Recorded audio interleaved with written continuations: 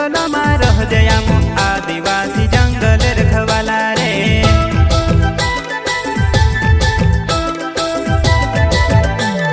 चल जंगल जमीन काजे पूजे रे आदिवासी दुनिया ने रखवाला रे। बाप देव खतरी काजे पूजे रे आदिवासी सबसे निराला रे।